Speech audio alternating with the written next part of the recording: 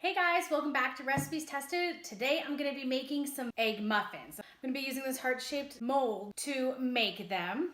And this recipe comes from dietdoctor.com, and again, I'll leave the recipe down in the bottom bar below.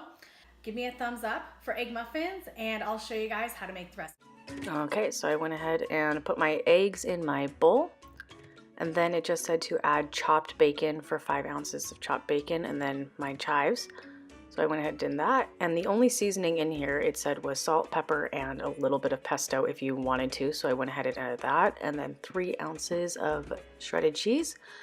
And I sprayed my thing with nonstick spray, and then it just said to add the bacon on top. It didn't say anything about the chives, but I went ahead and added them in on the top, and then just put them in the oven and baked them. It took about 18 extra minutes.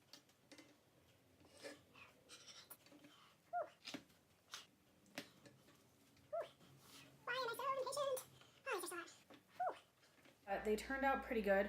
Not all of them are heart-shaped like this one. I overfilled it, but look at how cute these are. I think they're super adorable. So I'm gonna go ahead and give it a taste.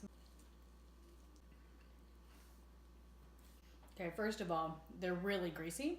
As expected, there's a lot of cheese and a lot of bacon in there, but they're delicious. I kind of wish that there was more seasoning or maybe some Tabasco or something else in there, but for what they are, the ingredients really shine through and they taste fantastic. We will absolutely be making these again.